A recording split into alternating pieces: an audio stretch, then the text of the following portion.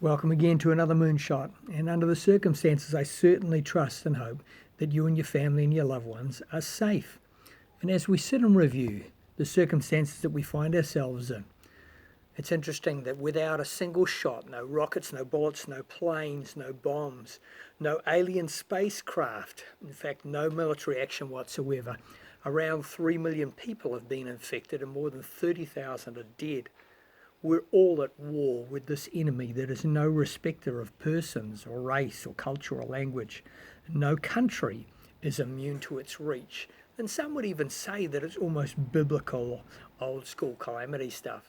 And interestingly, in the final verse of the Old Testament is recorded that the hearts of the fathers and children would need to turn to each other, or the whole earth would be smitten with a curse.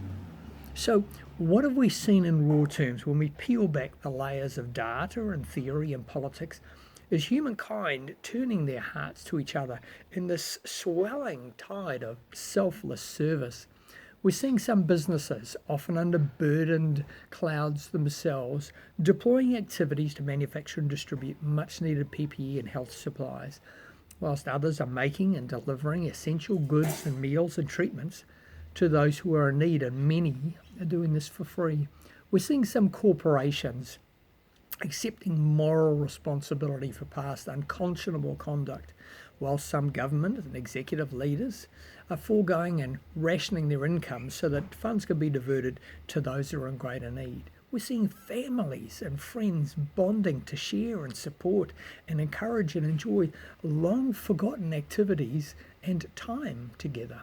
And although this historic episode has tipped us the greatest economic disaster since the Great Depression, with costs and recovery expected to exceed $14 trillion globally, what we're witnessing on a person-to-person level is this refreshing of humanity's soul. And to quote from Marshall Goldsmith, a mentor of mine, what got you here won't get you there. So our focus of our most precious asset of time needs to be not on enduring or surviving this ordeal, but what we'll do after or because of it.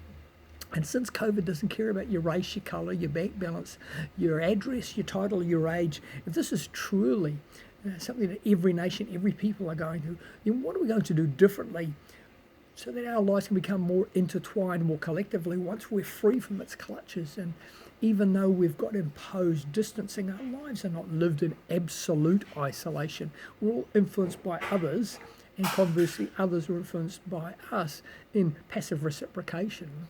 When you see someone clearing out their house, you think, okay, well, what are the things that I can do? So let's consider what are the things that we can clear out or cast out from our thoughts and our words and our actions and behaviours to become less self-centred or self-obsessed. And when someone smiles at us, we want to return that image of happiness. So let's constantly seek to smile and spread joy and laughter in the world.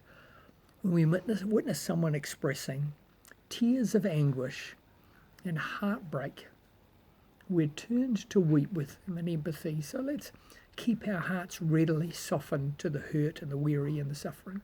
Which of us, as we reflect on this loss of freedom that we've had imposed, can truly say that we haven't discovered more gratitude? I mean, has anyone placed a higher value on a more expensive home or new car or other item more than the health and safety and well-being of their family and their community? Let's ask ourselves right now, while you're sitting here in this quiet reflection, with all of the resources in the world, why is there so much poverty and suffering and war and inequality and contention? What message is our predicament sending to us about the numbingly reckless attitude that we've allowed ourselves as humanity to place on our stewardship of our planet? What priority is served when billions of dollars are spent on cars, for instance, that will cost more than some people will ever earn in their lifetime, that congest our planet while driving people to despair as they battle to afford the dream vehicle? I mean, would it be so wrong if we all held our cars for 5 years and stemmed the oversupply and eased prices and waste and pollution?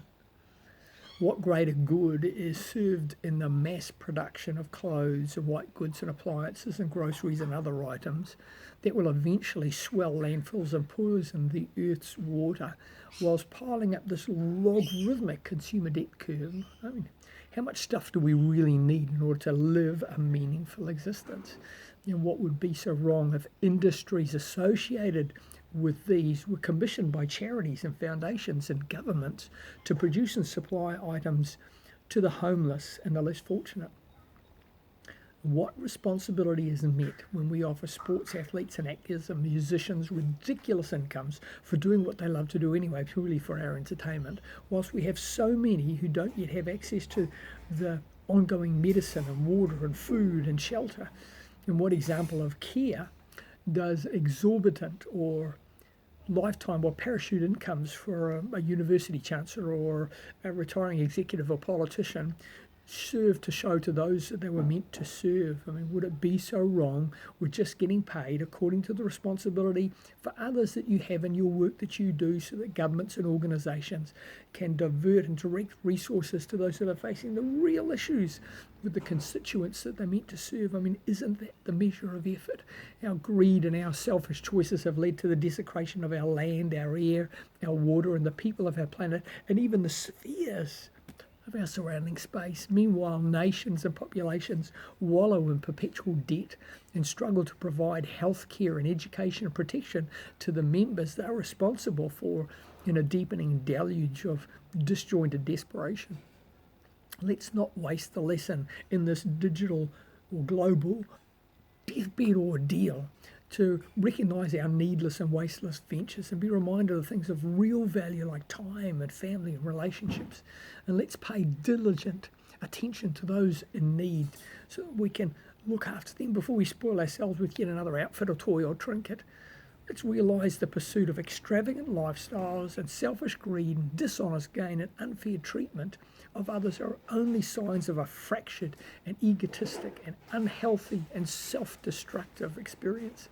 A world of peace and unity will only thrive when boards, executives, politicians, companies, authorities, and indeed all of humanity see that no power or influence ought to be maintained except by compassion, meekness, and active examples of charitable living.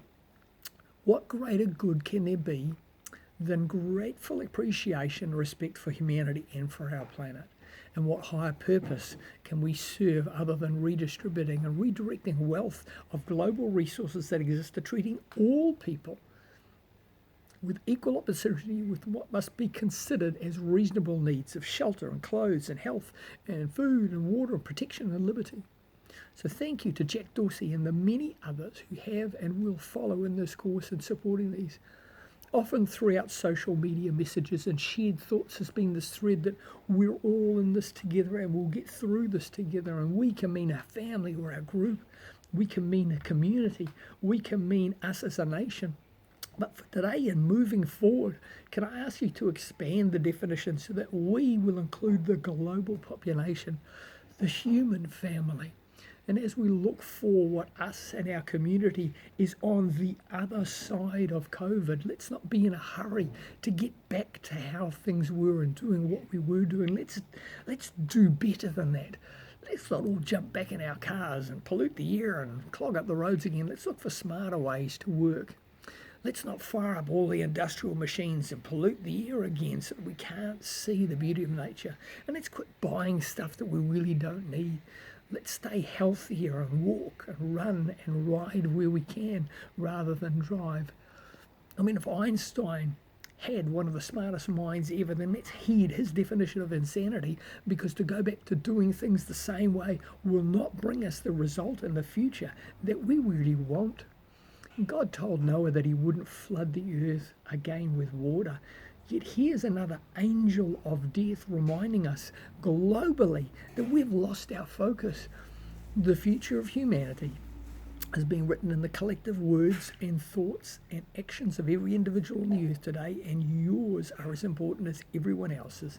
So make them count and show that you vote for the greater good of humankind over and above the trappings of social competition by acting on a new you and a new we. And live fully, love unconditionally, and serve willingly.